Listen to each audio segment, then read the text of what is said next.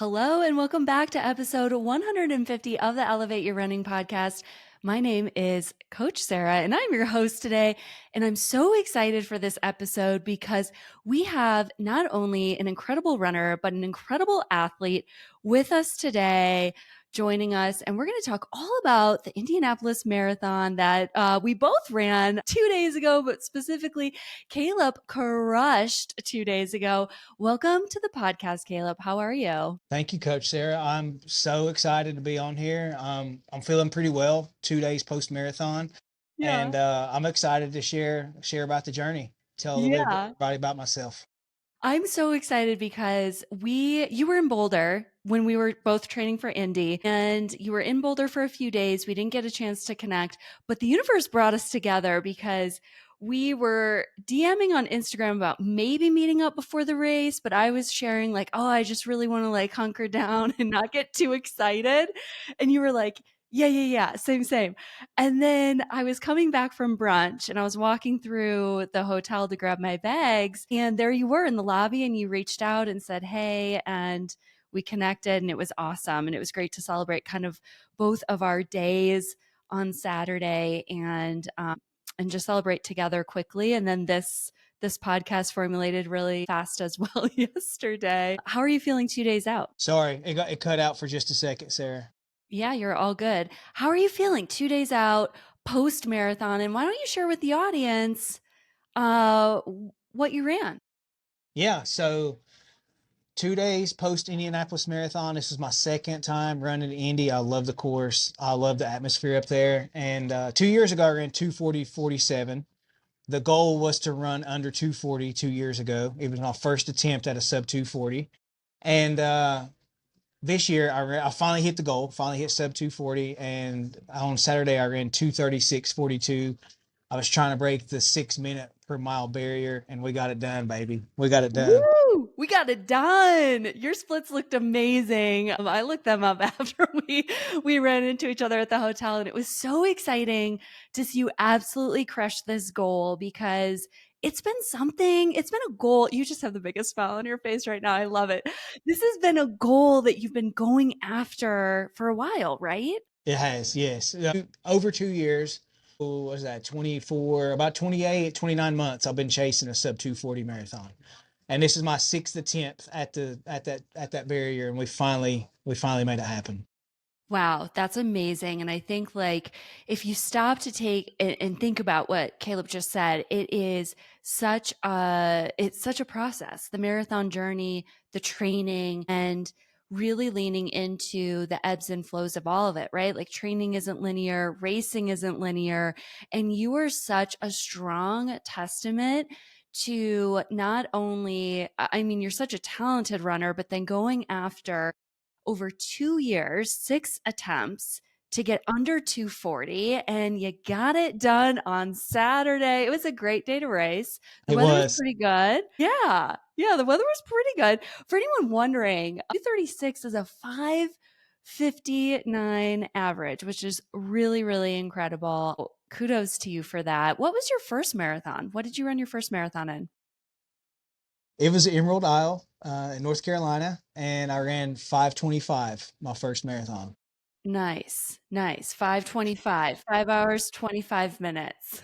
Yeah, yeah. So we've That's came an we've came a incredible long way. story.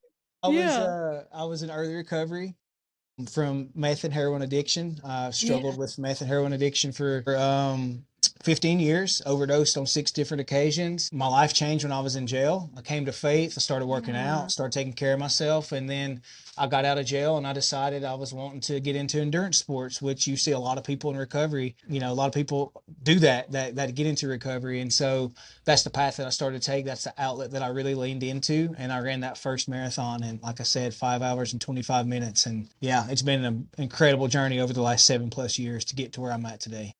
Yeah, that is incredible and like quite the journey. And how do you feel d did you feel any different? Like the 5:25 had to have been so special and so meaningful. And how does it really compare to this one that you just ran? Well, it was incredible to accomplish running 26.2 I never thought that I would be doing that type of thing, early on in Yeah. recovery. And Yeah. so I was very fortunate to get that done. And it was, it was an incredible milestone and goal to hit. But this race this past weekend was so sweet because I've been working my butt off. I've been working my butt off and just logging thousands and thousands of miles. And there's nothing that can compare to what I experienced on Saturday when I crossed that finish line. And I was running for a much deeper and more meaningful purpose on Saturday too. So, which I will probably talk about here in a few minutes. But yeah, it was there's really no comparison, honestly, Yeah. to Saturday's accomplishment. Yeah, I think when you're going after a very specific goal, like for you, sub 240, I'm assuming there's probably another goal now. Yeah, You know, for I have sure. a, my goal is to eventually run a sub 3 hour marathon. And I know that like going after it takes a lot of hard work, it takes a lot of dedication, it takes a lot of focus, and it is a heartbreaking experience to go through all of that and to be able to like on Saturday running a 3:08, I was so happy. And before this, like I was sharing with a few people, my coach and a few other people, I was like, if I run anything slower than 3:05, I'm going to be really just like disappointed and it's just not going to be a great day and all these things. And I was just so happy to cross the line and I was so excited for my goal. And it's just so funny how that can like shift and change.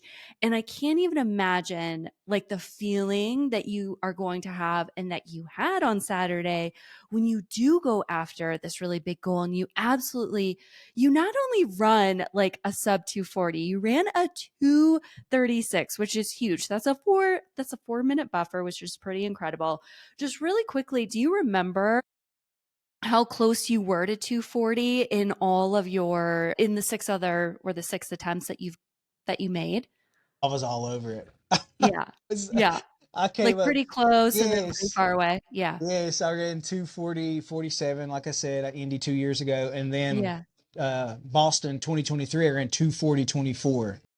Wow. And I probably could have That's ran great for faster. Boston. I Yeah. had my phone out pretty much the entire time, doing videos and selfies, and so I definitely I was in sub 240 shape if I took it serious and just raced.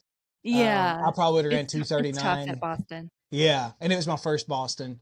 10 years Yeah. prior to that, 10 years prior to that race when the Boston bombing happened, I remember, and this is the whole reason I was wanting to take in the experience while also running hard. But I was when the Boston bombing happened, I was living with my dad. I was in the midst of the worst of my addiction. I came down the Yeah. steps and I looked on the TV and the Boston bombing had just taken place, and I had no idea what the Boston Marathon was at that point in time in my life. And Yeah. I was so strung out. I was withdrawing. All I could think about was my next fix. And then to fast forward 10 years later, here I am running down the streets of Boston. I've got my phone out and I run a 240 marathon. And so it's just like, I wanted to take it all in. But back to your question, like I ran 241 at Asheville in 2024. I ran 245. And yeah, I think that's it. I think that was the five in between.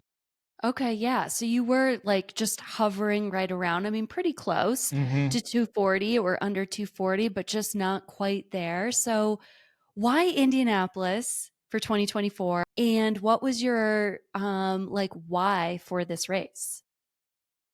Well, I'm getting ready to shift goals and focus Yeah. over the next several months.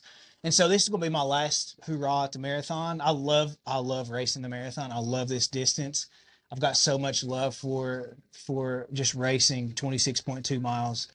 There's just so many things that's magical about it.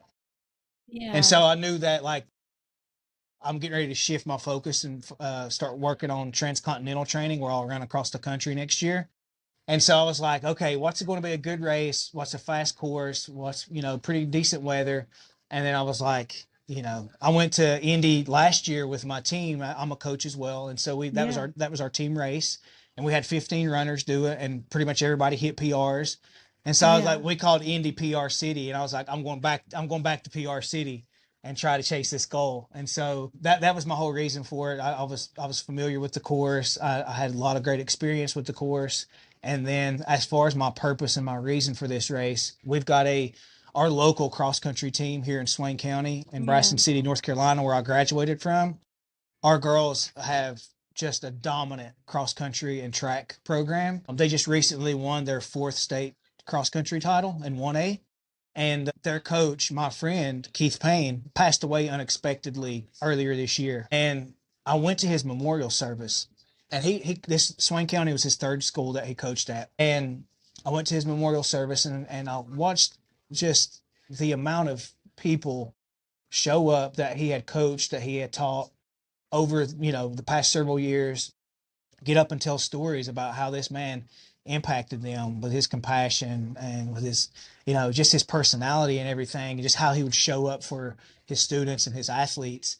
And he always treated me with so much respect. Coming into early recovery with my past and my Yeah. history, I had a lot of people very skeptical about allowing me around their kids for good reason. Yeah. I mean, I was strung out on drugs, had a criminal background, what have you. And Coach Payne always treated me with so much respect and dignity.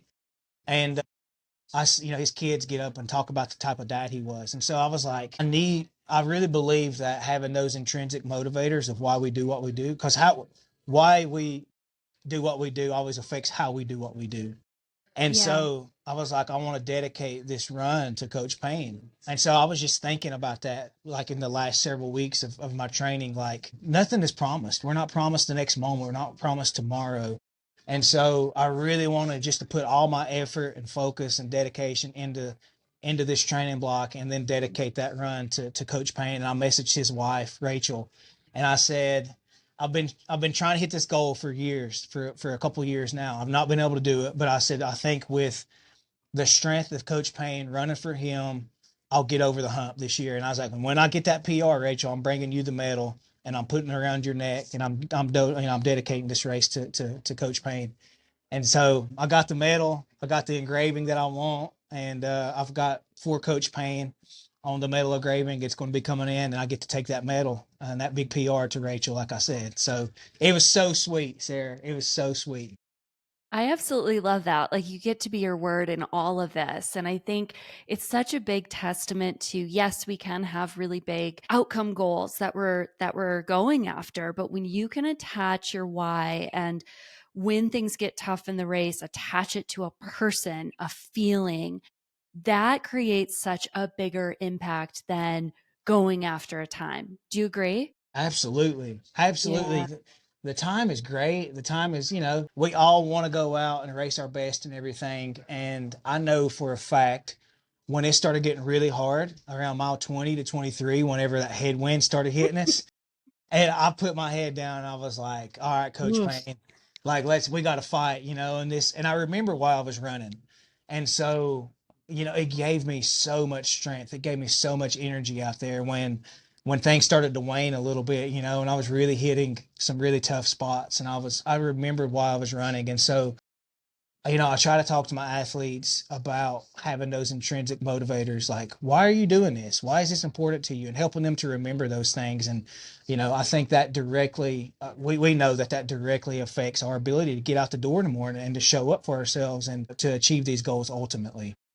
Absolutely, because most of us are type A people, individuals, right? And like, we do love the endorphins and the training and what running provides to us, but I think yes, when you can apply it to that intrinsic piece to it, it creates this whole new up level, and it creates a lot of excitement. And for you, it created a lot of strength in a moment that you really needed it.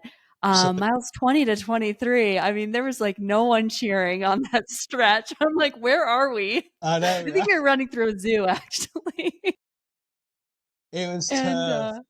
Yeah, it was pretty light. Where I was running, I was in between the 305, 310 pacer. So I'm assuming for you there weren't too many other runners No, around you, and to really like dig in, dig deep and not let that pace slip, or, do the best that you can to limit the damage in that area is really inspiring. thank you. Thank you. I appreciate that. Yeah. what type of mileage, going into this cycle, what type of mileage did you end up running for this cycle? Was it different than maybe what you did in past cycles? I know you're also working with, you are a running coach, like you mentioned, and you work with a coach. Like, did you have kind of a strategy session going into this particular cycle to say, like, what works? What hasn't worked? What do we want to change going into this one? Because we're getting 240. Yeah. So just to give everybody a little bit of a backstory here and a little context, I had worked with the the Jeff Cunningham for the last 2 years, and the most quotable man on the internet, Jeff. I love him. He was my coach for 2 years, and I kept sitting around that 240, and so I decided before this training block that I was going to shake some things up and go a different direction and hire a different coach. And so Mario Fraioli Yeah. suggested in an email that I should reach out to a local guy here who's based out of Asheville. He coaches for Christ School. Right. Rocky Hansen, sub 4 guy in high school, that was one of his athletes. Randy's been a coach for 30 years, and so I reached out to Randy, and he and I started chatting and everything. And so we came into this training cycle, and he was throwing all sorts of new stuff at me. And we did a 9-day cycle every 10th day. Usually, if I needed it, I'd take a rest day. And we talked about this in our DMs and everything, just about how our training was looking and stuff. And We were sending our work for everyone listening, we were sending our workouts to each other because we both had, like, maybe the last 3 weeks, like, written for us, like, yeah, 3 yeah, weeks out from Indy, and you were, like, screenshotting your workouts, I was screenshotting mine, and they were so different. they were. They were so different. It was really interesting to see that. I know that's a whole nother podcast right there. And it's like the difference in training and everything, and like you got to figure out what works for you, right, and what you Yeah. can commit to. So I came into this training block. I was a part of a world record 100 by 1 mile on the track. So it was a co-ed 100 person relay. Everybody ran one all out mile. I remember I ran that, and I ran a 5 flat, and I was digging. That was all I had. So I came into this thing and I was like unsure. I was like, man, if I can only run 5 flat, for an all out mile, like where is my fitness going to be? And so Randy and I started right like as soon as that was finished back in July. And our focus was trying to hit different intensities and different zones throughout the 9-day cycle. So Yeah. it'd be cadence work, it would be some sort of tempo or threshold work. I would get some sort of steady state type of run in there as well. Yeah. He loves to mix in zone 3 type runs, and then we do some cadence work within the long run or just the long run with some zone 3 stuff, and that's typically like the layout of the training block. Yeah. And mileage wise, my biggest weeks I was sitting between 80 and 90 miles a week, which is the highest I've ever been in a training block. Prior to that, any training block with Jeff, I was sitting usually I hit like 80 miles a couple of times within a training block, the cycle.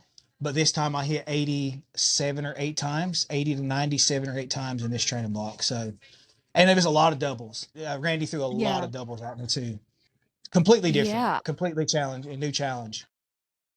Yeah, and were you running the higher high mileage, like the 87, the high 80s, back-to-back weeks, even with that rest day in there? Because I know when you have 7 days of running, it's still tough to get in the mileage, don't get me wrong, because I hit 76, I think, 5 Let's weeks. go.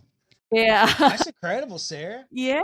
Like, in 7 days, it's obviously easier to get that in than in 6 days. So did you Yeah. see your mileage kind of hold even with that rest day in there? Did it kind of back down a little bit and then pop up?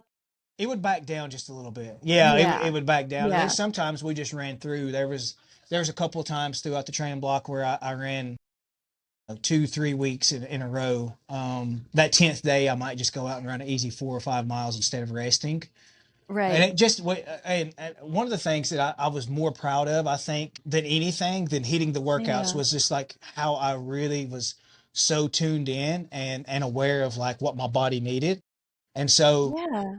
I wasn't holding my training with a clenched fist. I'd get up in the morning, I'd just really assess like how am I feeling like before a key session. And sometimes I'd have to bump things back. There was numerous times where I had a big threshold session on the training plan that day, and I was like, I'm just not feeling it today, so I would push it back a day. Cadence work. We did a lot of stride work, a lot of doubles with strides, and so sometimes I wouldn't do the strides in the morning. I'd just do the strides in the evening, and so I'd move things around, and I'd be okay with that, and I would just really trust my body and understand what my body needed that day. And so that was one of the things that I wasn't so type A like I have been in the past. I was like, I'm really going to be in tune and listen to my body this training. Okay, so that's incredible. That is such a huge needle mover. So, in your past cycles with Jeff and training, were you more of an athlete who I'm just going to follow the plan? This is what we have today. This is what I'm going to do. I'm going to get it done, check the box, move on. Yeah, I mean, Yeah. it's we see it, it's celebrated, right? Run through the Yeah. brick wall, no days off, like you got to grind it out. And Yeah. so I was like, I know I can do that. Like I know that I Yeah. can show up and just, grind and put in the work. But what takes a little bit more discipline and a little bit more trust and awareness is backing off and really trusting like what your body's the signals that your body's sending you and telling you. And so, yeah, I mean, I went from that very type A to let's check in and see how we feel today. Like, Yeah. this is the plan. We're going to try to hit this as closely as possible, but we're not going to get stressed about it. We're not going to worry ourselves if we miss or have to push back one of these workouts. And I hardly missed a workout. Like, I would just have to move it back a day. So, Yeah. How did you get to that place? Because I know I am still that athlete that loves the plan. I follow the plan. I will not move the plan. Whatever I have that day is what I'm doing that day. How did you get to a place of that freedom of being okay with moving things around and trusting the process at the same time? man, the whole theme throughout this training block for me, Sarah, was want different, work different. And so I just kept telling myself that, not only with the amount of work, not only with the different types of workouts, different training that I was doing, but I knew that I needed to move and work different. And that means rest days too, and recovery days, and pushing things and being a little bit more, like I said, not clenched fist, and just being a little Mhm. bit more open and adaptable to what our body's telling us for that day. And so I think just having that mantra in my head, it's just that everyday reminder, want different, work different. And so I was Yeah. like, okay, I messaged my coach. I'm like, dude, I'm not feeling it today. I'm going to have the confidence to listen to my body and just jog easy today, or, just take the day off or whatever. It all worked out. It all worked out. And then, like, one of the things I didn't even talk about is I got sick during the taper. And That's right. Okay, I remember seeing that on Instagram now that you say that. yes, I So was. how did you flow through that? Because that's a nerve-wracking place to be. Well, so we know as coaches, physiologically, you're not losing any fitness within what, Correct. 8, 10 days, Right. whatever. And then the first thing that goes is kind of that some of that anaerobic threshold, higher intensity type of fitness. And so I remember just telling myself when I got sick, I'm like, oh, you hear people say the body knows best, right? We got to trust what our body's telling us. And I knew I went through an entire training block, Sarah. I traveled to like 6 different states, 8 different cities. I spent pretty much a month on the road. Like, so I was bouncing around. I was in You were airports. everywhere. I was You all were in over the Boulder. place. I was in Boulder. I was in Chicago. I was in Atlanta twice. I was in El Paso, Texas, at Austin, Texas. I was all over. I was in Utah. I went to freaking Zion. Went to Vegas. I was everywhere. And so You were. I was thinking to myself, my body has fought through and given me so much. And now it's telling me, okay, like we've had enough. So this is my Mm, body's response to all the stress and all the stuff that I've been putting on it. And so I'm like, my body's just telling me to calm down. Like we need rest. We need rest. And so my coach messaged me and he's like, your sickness has rested you. Trust that you're going to grace your best. And so I was mhm. like, that's so good. And I just let it go, and I was radical acceptance. Like I couldn't do anything about it. Like, Right. so it was Right. just, it was just, honestly, a lot of what I experienced Saturday with the 236 was mindset. It was mindset. It was listening to my bodies, being in tune, obviously doing the work, but also being so in tune with my body and giving it what it needed on the day. And what a great way to celebrate the day, given that that's exactly what you did throughout the entire training cycle. Followed your gut. You listened to your body, you shifted the workouts around to adapt to what you needed, especially with all of the travel, and you made it such a big piece to your training that of course, like on race day, how you show up on in the training cycle is how you show up on race day, right? And you honored that and you really just like let go and saw this huge breakthrough, which is incredible. What's the famous track coach back in the '60s for San Diego State? Was it Bud Winter who really developed the idea of relax and win? You Yeah. know, when we relax and we stop being on edge and we stop really just we got so much stress and cortisol in our bodies and we're so focused on the goal and it's like we're not going to perform at our best when we're in that state. And so I was very, very proud of just how I navigated through everything and just was very adaptable, being very adaptable. Yeah, and that's a huge win and a huge takeaway and such a skill set to have. Do you think that you learned how to do that over the course of your 8 total marathons that you've run, or do you feel like this training cycle in particular was such a strong cycle of learning and growth in that area? Both. It was Yeah. both. Yeah, I know that. I mean, I've taken so much from every training block, fitness, mindset, do's and don'ts, everything, and just really trying to pull from all the lessons from every training block and apply them to this and understanding now that I've been in this sport. I'm still relatively new, like we both are into this Yeah. sport, Yeah. and so I'm like I want to be a sponge. I want to learn from anything and everything, the ups, the downs. What's the lesson here? How can I learn? And then working with a new coach and really just taking on like a lot of his philosophy and we talked a lot about mindset and stuff like that and just really focusing on like just taking care of business. That's like one of his go-to sayings, like show up, take care of business, like be Yeah. adaptable. And so that's just one of the things that I just took into every day. Like, sometimes taking care of business is pushing things back a day. Sometimes it's taking a rest day. It's not always just grinding out the workout because it's on the plan. And so I was, yeah, I mean, there was a lot of lessons that I took from past training blocks and then from my coach during this one. Yeah, and I think it's so great to hear. We've heard about Courtney DeWalter and that's how she trains. She wakes up in the morning. It's basically how does she feel? That's what she's going to Mm-hmm. go do that day and it works amazing for her. Yeah. And I know David Roche also coming off of his huge Leadville 100-mile win and then going into his second 100 miler to and did listen to his body and what his body needed in that time to make sure it was about a 10-week, I think, difference between the two races and making sure he didn't overdo it and he wasn't overtraining and he wasn't getting injured. And it turned out extremely well for him in his second 100-mile attempt, also winning that race. So He I has think you're been on on to a something. tear. Yes, I think so too.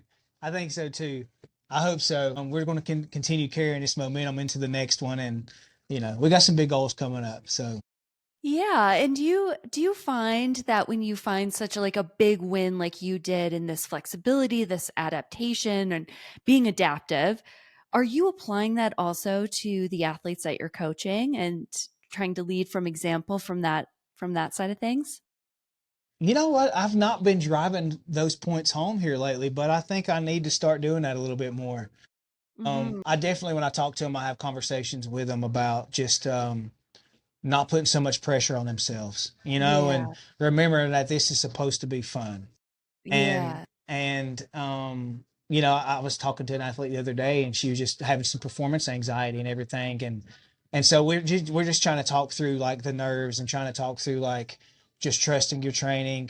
Let's set ourselves up with a good plan where we're not putting a lot of pressure on ourselves and we can go out and really give ourselves room to make some magic happen. And so I think a lot of that too is just relaxing, and taking a step back and really trusting your training. Yeah. So I mean, I definitely need to start driving some of these points home though a little bit more for sure. Yeah, I mean, Yeah, I think it's always so fun when we get to experience it ourselves as coaches, whether it's, the positive, maybe the not so positive, the wins, how you kind of think about what worked, what didn't work. I love sharing like my experience and what worked, what didn't work, how to flow through things that I wish I did differently because it can help them hopefully to find what they're looking for on race day. But I'm also a big believer too that the relaxation, running relaxed, is truly the best way to not only train, but to race. The more you can relax and calm down, just the easier everything's going to be. Absolutely. Yeah. Now you mentioned that you traveled quite a bit in this training cycle. For my first marathon training cycle, I also traveled quite a bit and it was so overwhelming. I also wasn't being, I wasn't adapting to the training or to the travel schedule. I was just following the plan and trying to have travel fit into that. Did you feel like maybe at the start of this cycle did you know that you were traveling as much as you were at the start of this cycle? And two, do you feel like the travel kind of helped you get to that place of acceptance to say, hey, I need to move things around to make this work? Yeah, I would say that. Well, so when I started the training block, I knew I was going to be traveling, but I didn't know that I was going to be traveling as much as I did. There's a couple of things that came up that, like when I went out with my friend Matthew Johnson, who was running across Texas for charity, raising money for veterans. Like Yeah. he called me on a whim. We had just came back. His girlfriend puts on a retreat called Made for More. We went out to Zion to the retreat, and we were my wife and I were leaders at the retreat. And so like I get back home, I'm settling in, I'm focused, I'm Oh, locking back nice. in on training.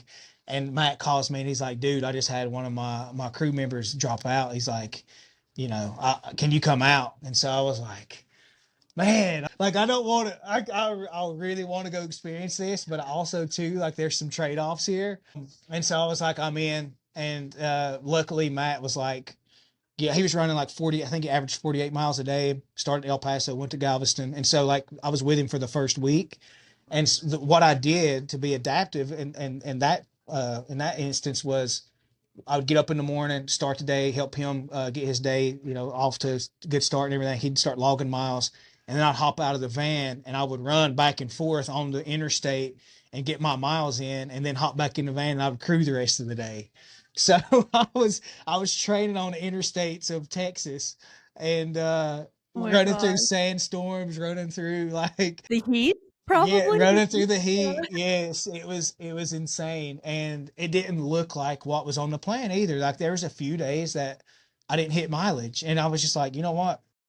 I've got supposed to have 11 on the day, and I got 8 or 9. Like it's okay, Yeah. And so yeah, I mean, just like I had a lot of stuff come up that I didn't expect, and just being okay with not always hitting what was on the plan was something that I had to really practice a lot of radical acceptance there. I mean, it all worked out. It It paid all off. worked. Yeah.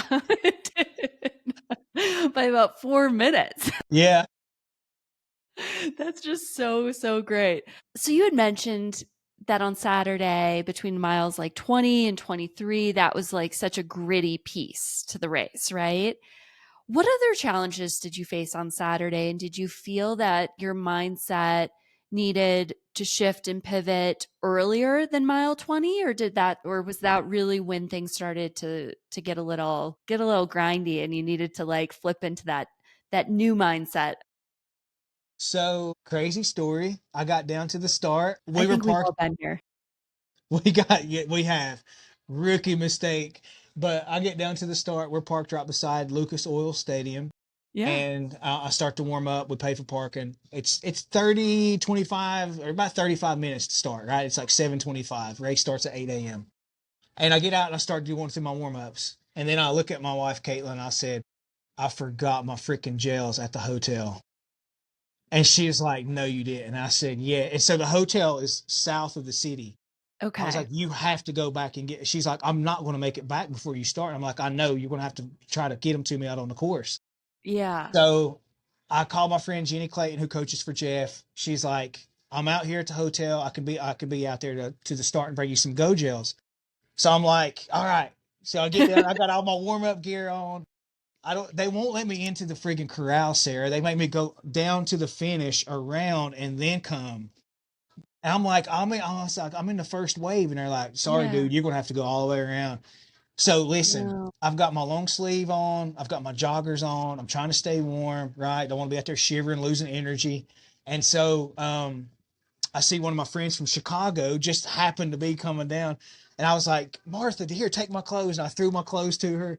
And I like jump the barricades, and I go running over.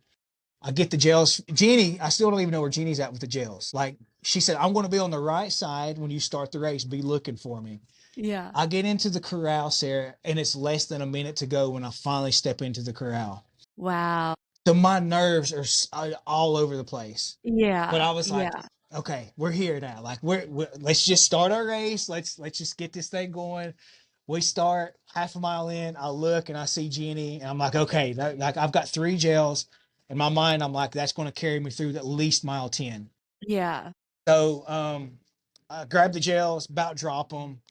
We keep running. I'm running with my phone because I should have gave my phone to Jenny, but I didn't. And so I start out, and I start clicking off like 5:44, 5:45, the first 2 miles.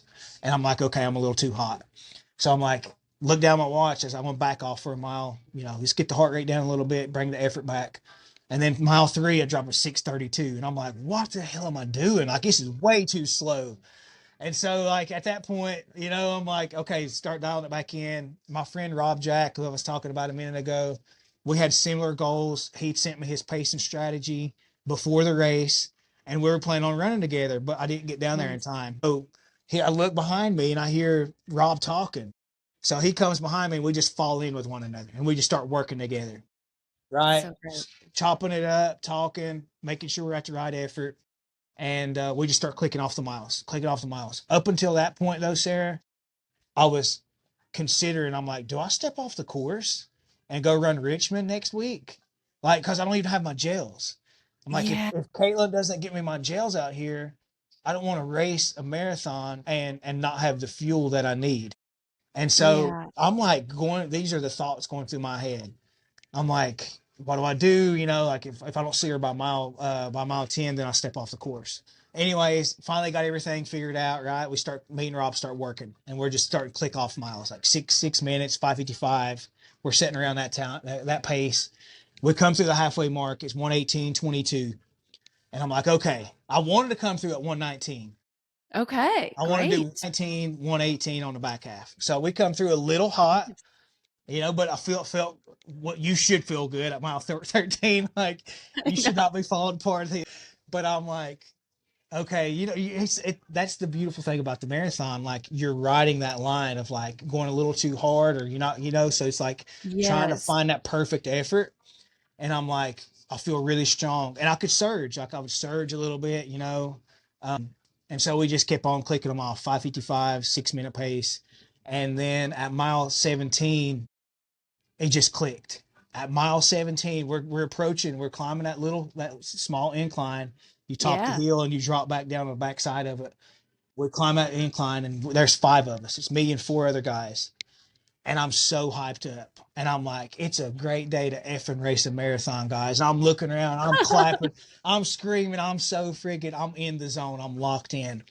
And we crest the hill and I go down the backside and I run like a 5:35 or something on 18 or Wow. something. Drop a Yeah. really fast split. I really pressed on those downhills and really just picked it up because it's hard to really it's hard to get your heart rate up. You're not running at a really hard effort when you're going down those downhills, and so I was really taking Yeah. advantage of the downhills. But at that point in time, I knew it was my day. I'm like, Yeah. I just know I'm not going to be denied today. At mile 18, it clicked, and I knew that I was going to hit that goal. And so Yeah. it was just hanging on, And we I hit love mile that. 20, hit the headwind, started hitting some 6:05, 6:10, 6:12, and then I was like, I knew I was going to hit my goal sub 240, but then I knew when I hit those miles in the sixes, I'm like, I'm teetering right at 237. I wanted to be under 237.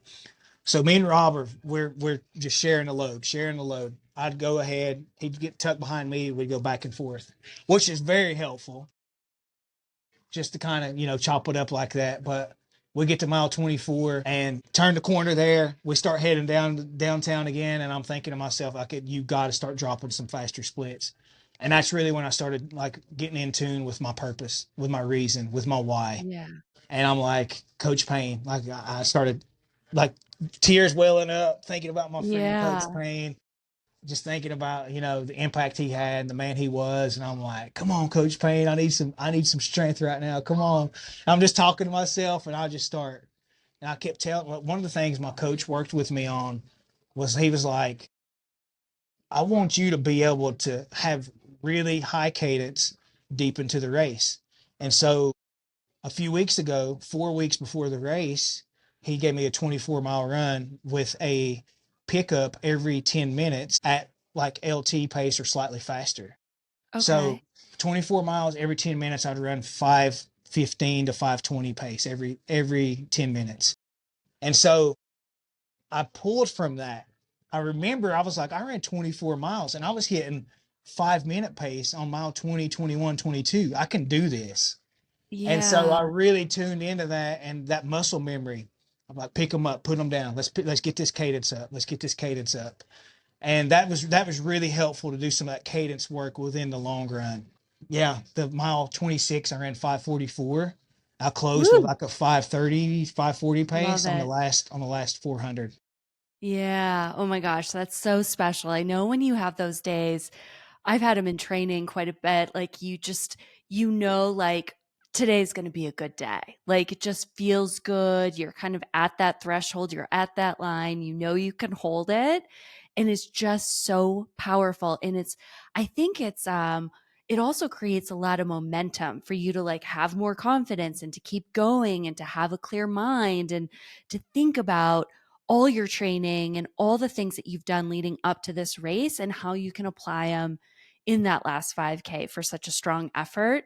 I absolutely love that. And I love when training kind of plays its role in the race. I think that's really powerful. I think you have a great coach. I think that's really great. He laid some Taylor Swift Easter eggs in your training for you to like pull from when you needed it the most. And was cadence something that you struggled with in past cycles, or was it just something that your new coach really wanted to emphasize so you could kind of get that turnover that you were looking for late in the race? So, yes, it was something I had never really focused on. So I don't know Yeah. if it was a struggle or not in the past. Like what I always did, I love Jeff's marathon paced workouts. Like you Yeah. typically do 1 6 4 2 weeks out, and Yeah. they're big efforts, and I love that. My coach Randy, this time we didn't do a lot of marathon pace stuff. Like it was a Yeah. lot of steady runs, a lot of zone 3 type runs. We did some marathon pace stuff here and there, but a lot of LT pace, a lot of Yeah. threshold work. Um, Yeah. so that was some stuff that we really focused on. Yeah, like I said, I really pulled from that. I really pulled from that experience. So, I absolutely love that. Now, did you what was get the second part of your question? What was the second part of your question, Sam? so what Just was the something like second part cadence of my question? Was cadence something that you struggled with in um the past. yeah, struggled with in the past? And then I don't know what my second question was. Well, it's like, and here's the thing too that I really wanted to focus on. Like, we know like the major issue in the marathon is fatigue and fueling. So, Yeah.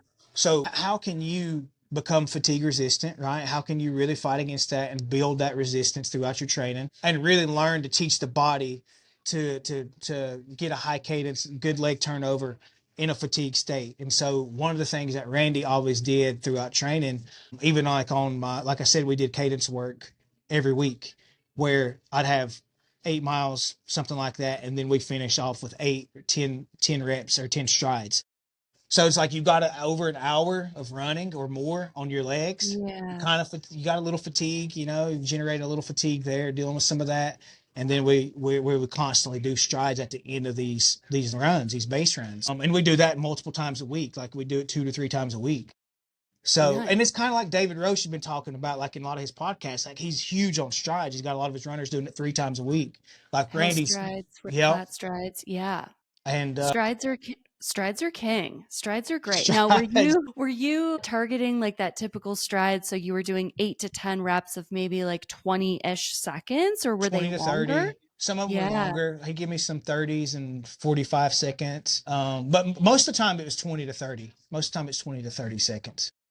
And did you feel the difference at the beginning of the training cycle versus towards the end of the training cycle and how you felt in those strides? Did you feel more powerful at the end of the cycle? Did you feel your feet turn over faster and have that higher cadence? So much, so much. Yeah. Like I'd be doing my strides, getting close down to, 420 pace, something like that. Nice. And that feel really smooth. At the beginning of the training block, it was 5 minute pace. And so by the Yeah. end, I was doing consistently like 420, 430 pace, and I could do several strides like that, and not cause any kind of breakdown or fatigue or anything like that. Yeah, that's super powerful. I think that's such a strength to have as an athlete what you going into a distance like 26.2 miles where you also need to have that strength and that power to kind of push through, and your race demonstrates that. Hmm. Can you walk us through maybe one of your long runs? Like you had mentioned the 24 miler with like every 10 minutes or 10 minutes at LT. Is there another long run that you want to share with us that really worked on like that cadence aspect of it? Because this is very interesting. Yeah. So he would give me, honestly, Sarah, we probably did about probably close to 8 to 10 of those like that, and they wouldn't Nice. always they wouldn't always be a long run. It would be maybe a Yeah. medium long run earlier in the week where he'd have me running steady effort. So, typically about 90% of your marathon pace or about 30 seconds slower than marathon pace. And I would be doing cadence work within that medium long run. So Nice. he wanted to try to get the most bang for our buck on those long runs. Like we do a lot of easy long runs, like 7 minute pace, steady. You're not jogging. You're kind of working a little at the very high end Yeah. of your that aerobic zone. Um, Yeah. High end zone 2, low zone 3 type work. But he Yeah. would always pepper in those, like we're doing a 1 minute surge on the nines, a 1 minute Yeah. surge every 10 minutes. And so it was just helping to create. I was just getting a lot more efficient by like mechanically really high end aerobic. And we've seen like with Jonah Rosner sharing a lot of stuff that he's sharing with zone 3 training. Oh, yeah. I went back and looked Jonah's at my mine. guy right now. Jonah Like is the man. Jonah is the man. was all over his Instagram last week as I was like trying to bring the cortisol levels down. It was election week. I was trying to just hide. And I'm like, Jonah's Instagram reels are just like the best right now. And I spent They like are. 30 minutes watching them and just like soaking it all in. Yeah, it's great.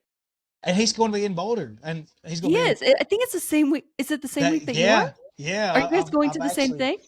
I don't know. I don't think so. But I Okay, great. messaged him. I messaged him. It'd be cool to. So did to I. Did you? Did he get back to Yeah. you? Yeah, he did. Did he get back Okay. to you? No, not yet. But I'm calling him out. Jonah, get back to me, man. We gotta link up. It's okay. We'll all get together. It'll be great.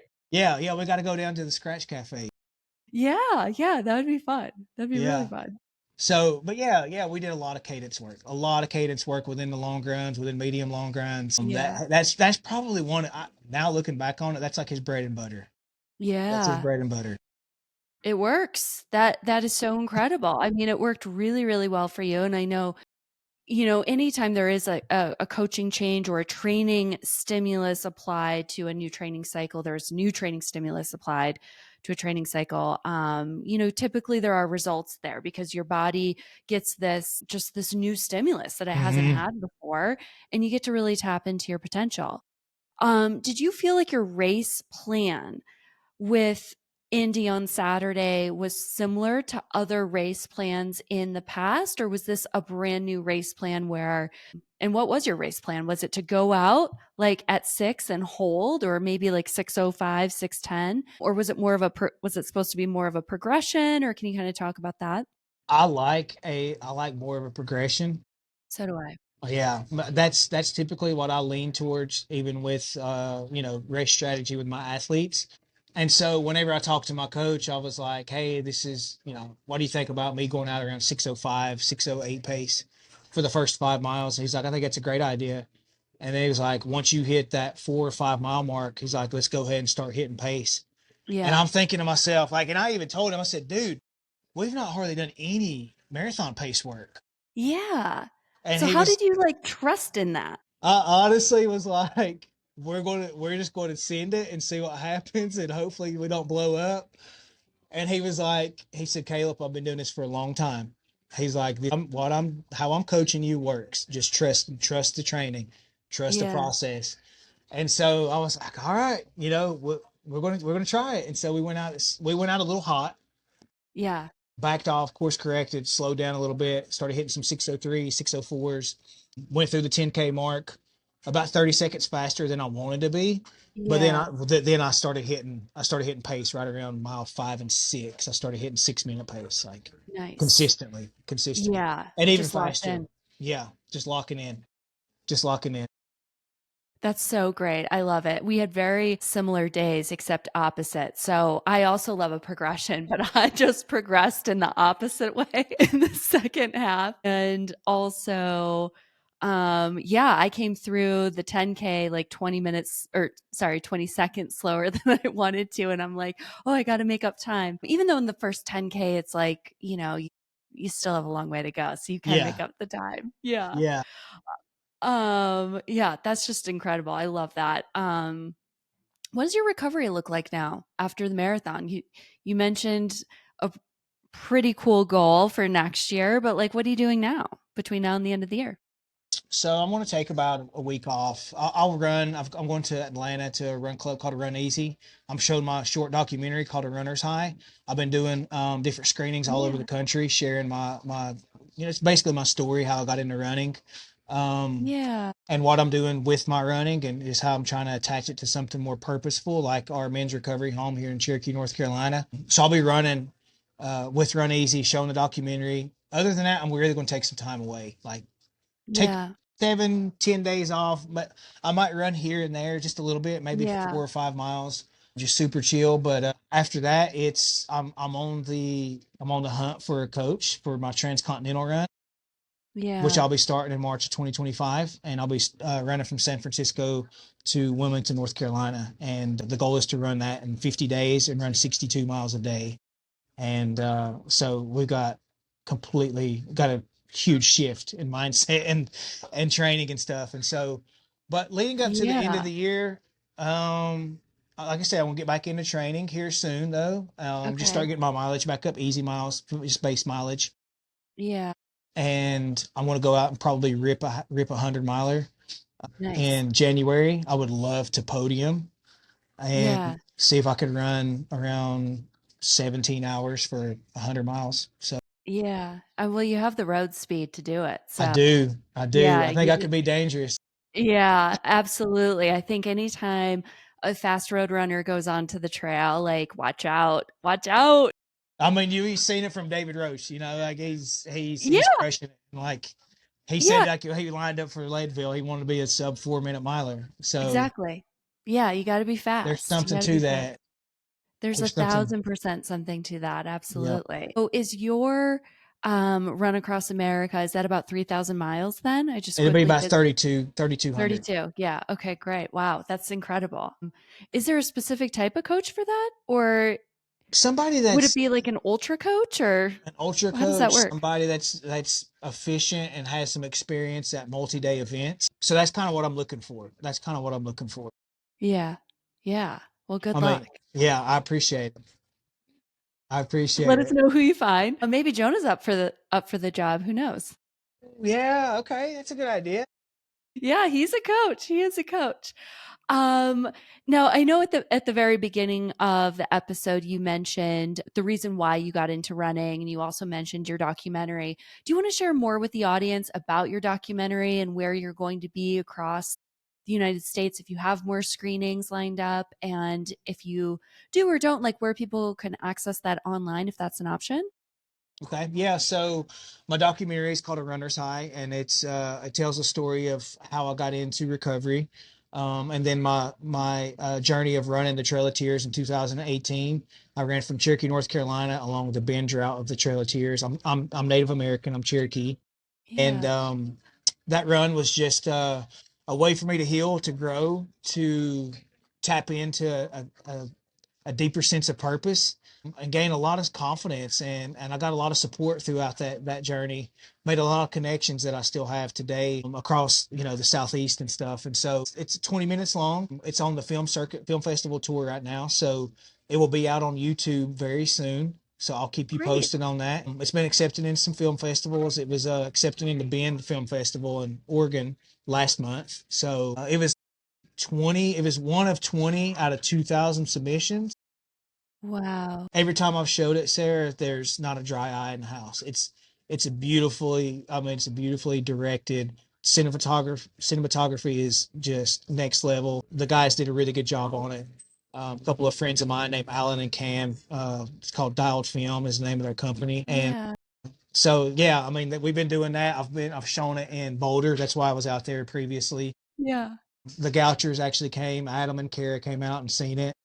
And Yeah. I've shown it in Oklahoma. We're going to show it in Atlanta. I'm going to New York City. I'm working on an event. We had to postpone the event, and now we're going to show it in New York City on New Year's Day as part of an event up there. Wow. So yeah, I'll be in New York City on New Year's Day to show it. I can share the details too if anybody following the show or whatever wants to come out and support. That'd be awesome. But yeah, that's a little bit about the documentary. Wow, it's so incredible and inspiring to see you triumph and break through and find running as a result and finding all these great wins and a career out of it. And you get to now travel around the country and you get to share your story and help inspire others. What's kind of like the greatest takeaway that you have over the course of the last 7 to 8 years that you've been running and kind of in this new space? Oh, man, I think it's so important to find a movement practice that speaks to you, that exposes you to a community, that challenges you. I think it's really important to challenge yourself. And I seen a quote the other day that said, "If it doesn't scare you, if it doesn't challenge you, it's not worthy of you." And so Yeah. that's just how I live my life. Like I'm constantly looking at the next thing. I Well, you always, are running across America next I don't year. how do, then how do I top that, right? 3,200 miles. So it's I think it's really important. I just believe that you find out so much about yourself. Like, and I was talking to my wife Yeah. about Indy after the fact, and I'm like, what I learned throughout this process over the last 2+ years of who I am, how I can show up, the dedication, the persistence, the delayed gratification, missing the mark. You show up, you fail, you dust yourself off, you do it again, you over and over, and like how that gives me confidence in business and in life and in relationships. And I learned so many characteristics. It taught me so much throughout that journey. And so I think it's really important to challenge yourself in ways like that. And so that's what I learned over the last 8 years. And it doesn't matter how far you get down in life. It doesn't matter a mistake that you make. If you own it, if you dust yourself off, that's what it's all about, picking yourself up and trying again over and over and over. Yeah, I that's so inspiring. And I think, for anyone who's listening who maybe you're going after that running goal and you're just not able to quite grasp it yet, hopefully this is an inspiring episode for you to continue to go after it. And it could be something outside of running. It could be something that is happening in life, in your relationships, and in your world. And knowing that you can do anything that you put your mind to, you just get to keep showing up for it for sure. And I'm such a big believer that in running, one of the reasons I got into coaching is in running, if we can have that confidence in running, it can kind of spill into other areas of life, like you just mentioned, business, relationships, community. And that's a pretty powerful thing that no one can take away. And it's a really cool thing too for this thing that we call life that we do. And it's just really great. So I really appreciate you for showing up, continuing to show up, getting it done at Indy and just continuing to inspire just continuing to inspire every day and everything that you're doing. And it'll be great to see you in Boulder here in a few weeks. I know. I can't wait. I can't wait. And I just want to share like how, just real quickly, how I started Yeah. there. Yeah. Like I went in when I went into the jail to get footage of the document for the documentary. Yeah. I went back and I looked in this C pod, which is where I did my time for almost 6 months in county jail. And there's 20 steps on the jail or inside the jail, and I would walk or run up and down those steps, and that's how I started. Like Wow. 20 steps over and over, day after day after day. I'd run to the top, walk to the other side, back down, run to the top, walk to the other side, back down. And I just did that every day for almost 6 months. And now I'm running a 2:36 marathon. That's how I started. And it's all about consistency, and perseverance is all about failing and getting up on the horse again and again and again. And you have to pick up the pieces and get back to work. And you have to deal with that failure, deal with those setbacks, deal with those challenges and adversity. And don't put limitations on you. The only limitations that we have are the ones that we put on ourselves, right? Yeah.